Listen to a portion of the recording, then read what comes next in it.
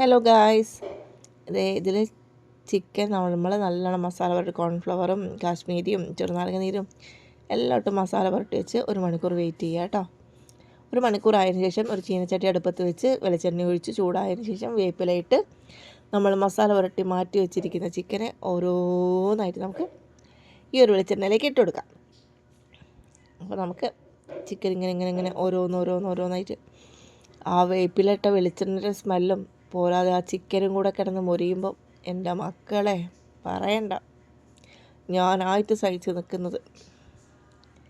അപ്പം നമ്മളിതാ ഈ ഒരു ചട്ടിയിൽ നമുക്കൊരു ട്രിപ്പിനിടാൻ പറ്റുന്ന ചിക്കൻ ഇട്ട് കൊടുത്തിട്ടുണ്ട് കേട്ടോ.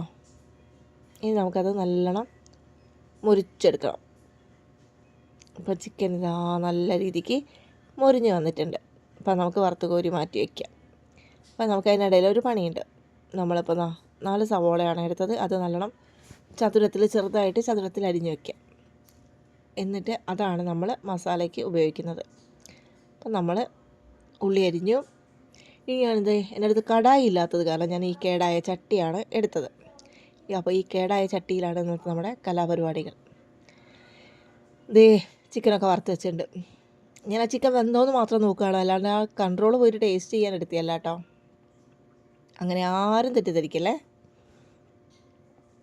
അപ്പോൾ നമ്മളെ ചീനച്ചട്ടി ചൂടായപ്പോൾ നമ്മൾ ചിക്കൻ വറുത്ത് വെച്ച് വെളിച്ചെണ്ണേൻ്റെ ആ തേലി നമ്മൾ ഇതിലേക്ക് ഒഴിച്ചു. അപ്പം നല്ലോണം ചൂടായി വരുന്നുണ്ട് കേട്ടോ വെളിച്ചെണ്ണ. അതിലേക്ക് നമുക്ക് നമ്മളെ സവോള നമ്മൾ ചെറുതായിട്ട് അരിഞ്ഞ് വെച്ചിരിക്കുന്ന സവോള ഇട്ട് നല്ല രീതിക്ക് വഴറ്റി കൊടുക്കാം. അപ്പോൾ സവാള നല്ല രീതിക്ക് വഴണേ. ഇതേ സവാള ഇട്ടപ്പോൾ അതിൻ്റെ കൂടെ 2 കറിവേപ്പിലയും കൂടെ ഓടി പോന്നിട്ടുണ്ട്. പിന്നെ ഏതായാലും വന്നതല്ലേ, അപ്പം തിരിച്ചു വിടണ്ട വെച്ചിട്ട് അവരെ അവിടെ തന്നെ വെച്ചു. ഇനി നമുക്ക് ഉപ്പിട്ട് കൊടുക്കാം. സവോള പെട്ടെന്ന് വഴന്ന് കിട്ടും. അങ്ങനെ ആ ഒരു ചീനച്ചട്ടി അതിനോട് അറിയാലോ, ചൂടായി കഴിഞ്ഞാൽ പിന്നെ നല്ല ചൂടായിരിക്കും. അപ്പം പിന്നെ നമ്മൾ ആ തീയൊന്ന് അങ്ങോട്ടും ഇങ്ങോട്ടും ഒന്ന് അഡ്ജസ്റ്റൊക്കെ ചെയ്തിട്ട് ചെയ്യാം.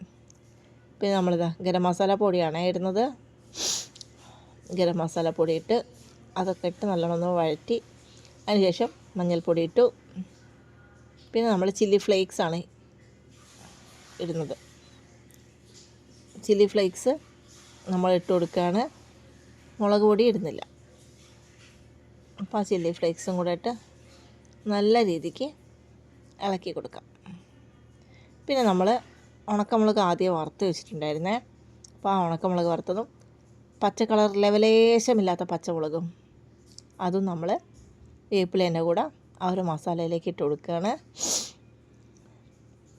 ഇനി നമ്മൾ ഇടുന്നത് നമ്മൾ വറുത്ത് കോരി വെച്ചിരിക്കുന്ന നമ്മളെ കൺട്രോൾ കളയുന്ന ആ ചിക്കൻ അതിലേക്ക് ഇട്ട്, പിന്നെ ഞാൻ ഇടുന്നത് റെഡ് ചില്ലി സോസാണ് ഒഴിച്ചു കൊടുക്കുന്നത്.